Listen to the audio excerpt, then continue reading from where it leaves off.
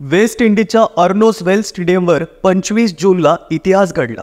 या मैदानावर इंग्लंडचा फॉरवर्ड क्रिकेटर जोनाथन ट्रॉट अफगाणिस्तानच्या रेहमानुल्ला गुरबाजला खांद्यावर घेऊन फिरत होता। वेस्ट इंडीजच्या ड्वेन ब्रावो याच्या डोळ्यात आनंद अश्रू होते आणि संपूर्ण मैदानात एकच आनंद साजरा केला जात होता। तो आनंद होता अफगाणिस्तानच्या क्रिकेट संघाने मिळवलेल्या विजयाचा। ऑस्ट्रेलियासारख्या बलाढ्य संघाला हरवलं आणि त्यानंतर बांगलादेशला धूळ चारत दोघांनाही वर्ल्ड कप मधून आउट केलं आणि दिमाखात T20 वर्ल्ड कपच्या सेमी फायनलमध्ये प्रवेश केला। कच्चा लिंबू म्हणवल्या जाणाऱ्या अफगाणने क्रिकेटवर अधिराज्य गाजवणाऱ्या ऑस्ट्रेलियाला बाहेर काढून हम भी किसी से कम नहीं हे दाखवून दिलं। हा विजय काही साधा सुद्धा नव्हता, अनेक वर्षांच्या तपश्चर्येचं हे फळ होतं। अफगाणिस्तानात स्थानिक राजकीय संघर्ष खूप आहे। खेळाडू प्रॅक्टिस करत असताना बाहेर बॉम्ब हल्ले होत असतात आणि अशा परिस्थितीत त्यांनी इंटरनॅशनल क्रिकेटमध्ये स्थान मिळवलं। त्याच संघर्षाची ही गोष्ट। नमस्कार, मी सर्वेश आणि तुम्ही बघत आहात सत्य पे सत्ता, थोडक्यात पण महत्त्वाचं। अफगाणिस्तान क्रिकेट संघ त्याच्या T20 वर्ल्ड कप मधील विजयाचा हा दुर्मिळ आनंद आपल्या अफगाण देशाला देत होता। अफगाणिस्तान क्रिकेट संघाच्या वर्ल्ड कप मधील प्रत्येक विजयाचा त्यांच्या देशातील लोक आनंद साजरा करत होते। त्यांच्या स्थानिक राजकीय समस्या, आर्थिक समस्या, साधन सामग्रीची कमतरता, कट्टरता आणि इतर विविध अडथळ्यांवर मात करत अफगाणिस्तान वर्ल्ड कपच्या प्रत्येक सामन्यात परिपक्व क्रिकेटचं दर्शन घडवत होता। त्यांचा हा प्रवास फार पूर्वीपासून सुरू झाला। अफगाणिस्तान 19व्या शतकापासून ब्रिटिशांकडून क्रिकेट खेळायला शिकलं, पण पाकिस्तानमध्ये आश्रय घेतलेल्या अफगाण निर्वासितांमध्ये क्रिकेट लोकप्रिय झालं आणि तिथे त्यांना क्रिकेट खेळण्याची सवय लागली। त्यावेळी अफगाणिस्तानात युद्धाची परिस्थिती होती, त्यामुळे भरपूर लोक रेफ्युजी बनून पाकिस्तानात आणि इतर देशात राहत होते। 1995 मध्ये अल्लाहदाद नूरी यांनी अफगाणिस्तानसाठी प्रयोग म्हणून पहिल्या राष्ट्रीय संघाचं नेतृत्व केलं आणि पाकिस्तानमधील ग्रेड 2 स्पर्धेत भाग घेतला। त्यानंतर अफगाणिस्तानचे लोक त्यांच्या मायदेशी परतले आणि 1995 मध्ये पाकिस्तान क्रिकेट बोर्डाच्या प्रयत्नातून अफगाणिस्तान क्रिकेट संघटनेची स्थापना झाली।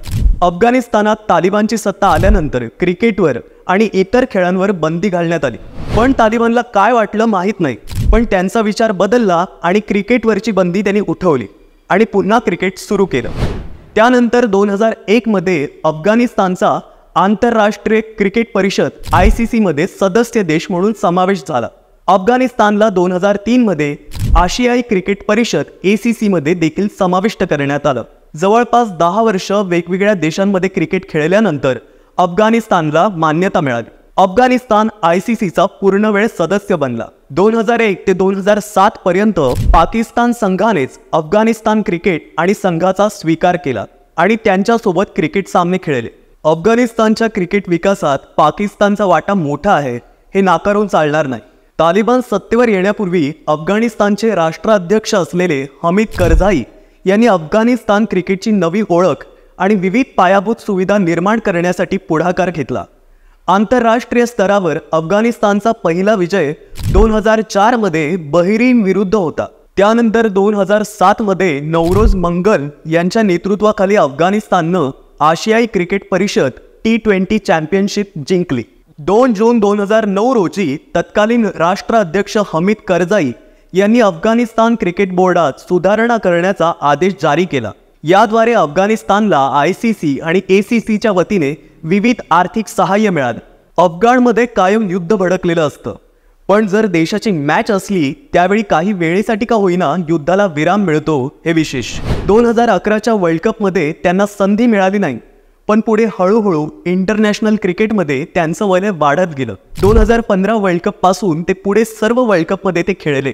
ICCच्या सर्व महत्त्वाच्या स्पर्धांमध्ये अफगाणिस्तान चमकू लागले। अफगाण संघाने हा विकास साधण्यासाठी विविध अडथळे आणि सामाजिक समस्यांवर मात केली आहे। ज्या संघाकडे सर्व सुविधा आहेत अशा संघासाठी जिंकणं सामान्य आहे, पण गंभीर राजकीय आणि आर्थिक अस्थिरता असलेल्या देशातून आलेल्या अफगाणिस्तानने क्रिकेटच्या प्रेमात पडून विकास साधला, हे उल्लेखनीय आहे। आजच्या अफगाणिस्तान संघातील राशिद खान, मोहम्मद नबी, मुजीब उर रहमान, रहमत शाह, जादरान, रहमतुल्ला गुरबाज आदी खेळाडूंनी जगाचं लक्ष वेधून घेतलं। BCCIनेही अफगाणिस्तान क्रिकेटच्या विकासासाठी आणि तरुणांना प्रोत्साहन देण्यासाठी विविध प्रकारचं सहाय्य केलं। तरुणांना क्रिकेट प्रशिक्षण देण्यासाठी देशाचा दौरा करणं, देशातील क्रिकेटपटूंना आवश्यक सहाय्य देणं आणि अफगाणिस्तानच्या खेळाडूंना IPL लिलावात सहभागी होण्याची परवानगी देणं, यामुळे त्यांना क्रिकेटमध्ये पुढील स्तरावर पोहोचण्यासाठी मदत झाली. IPL सिरीजमध्ये सहभागी झाल्यानंतर आर्थिकदृष्ट्या कमकुवत असलेल्या अफगाणिस्तानच्या खेळाडूंनी आपल्या गरजा पूर्ण करून आपल्या मातृभूमीला जमेल तशी मदत केली. आता अफगाणी क्रिकेटने एक वेगळीच उंची गाठली आहे. त्यांचं क्रिकेट आता खूप स्ट्रॉंग झालंय. त्यांच्या टीममध्ये भरोशाचे प्लेयर्स आहेत जे आपापल्या बळावर मॅचला कलाटणी देऊ शकतात. आता ऑस्ट्रेलिया आणि बांगलादेशला पराभूत करून दिमाखात सेमीफायनल गाठली आहे खरी, पण खरी कसोटी असेल ती इथेच. सेमीफायनलमध्ये त्यांचा सामना साऊथ आफ्रिकेसोबत होणार आहे आणि इथे जर त्यांनी बाजी मारली तर मग मित्रांनो, अफगाणिस्तान काय ट्रॉफी सोडत नसतो, हे पक्क.